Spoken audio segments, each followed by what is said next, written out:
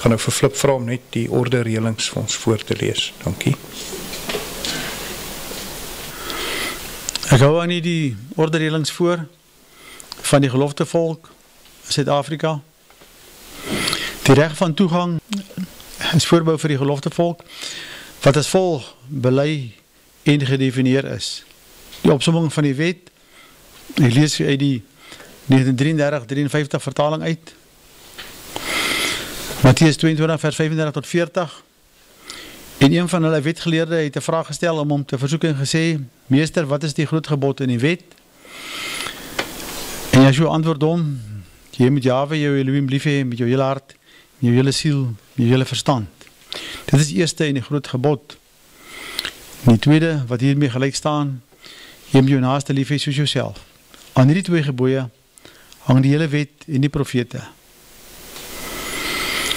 Ons bely dat Yeshua Messia, oftewel Jesus Christus soos ons hom leer ken het, dat Yeshua ons verlosser is, en dat hy die seun van Jahwe is, wie ons as die Here leer ken het, en dat hy die enigste middelaar is tot die ewige lewe in die koninkryk van Jahwe.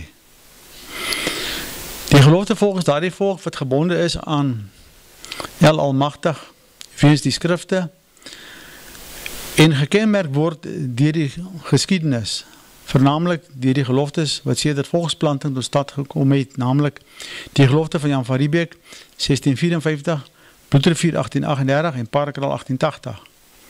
Ons is vanaf die begin geloftevolk. Alhoewel ons ook as boervolk en Afrikanervolk bekend staan, vind ons grootste en vernaamste byeenkomste nog steeds rondom die geloftes plaas.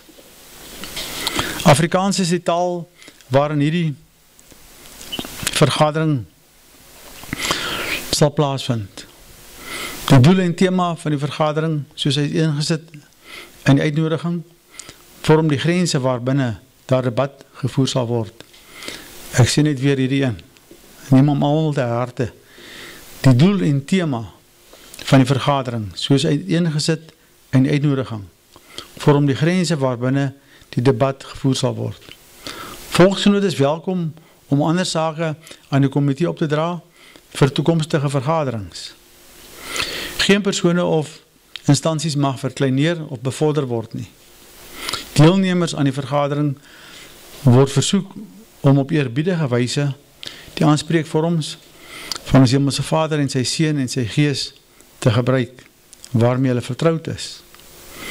Die vergadering distansieer hulle van enige geweldsoptrede teen die huidige bestel, wat 'n strafgerig is, wat oor ons gekom het, en enige opreiende deelname of verwante optrede sal tydens die verloop van die vergadering buite orde wees.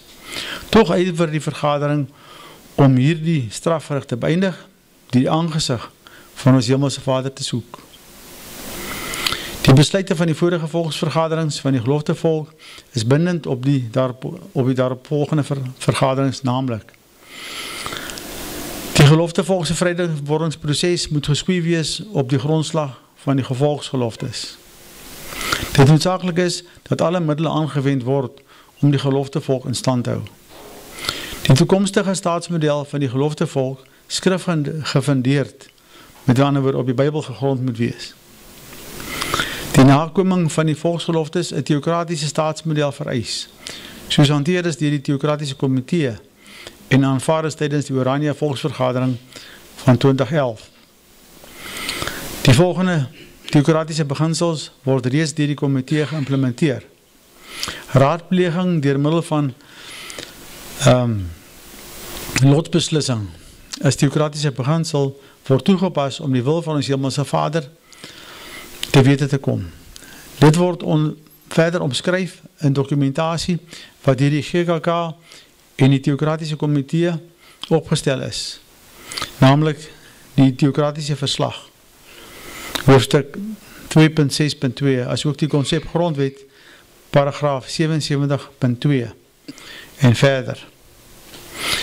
En verder Spreuke 16 vers 33, in die skoot word die lot gewerp, maar elke beslissing daarvan kom van Vader Jahwe.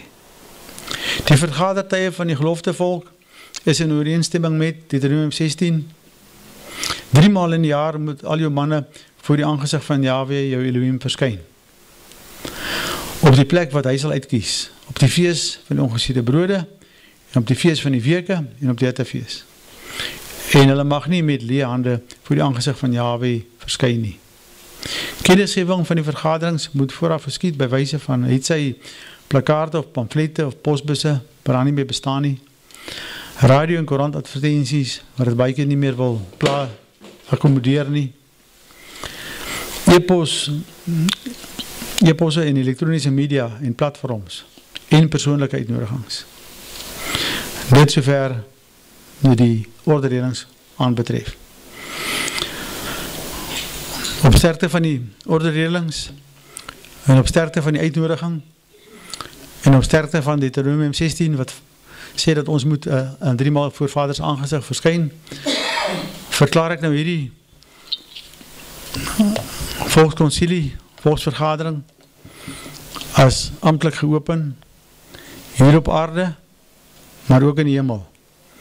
Ons kan verseker wees dat as Vader ons opdrag gegee het om hier te wees, om voor sy aangesig te verskyn, dan sal hy ook hier wees. Dankie.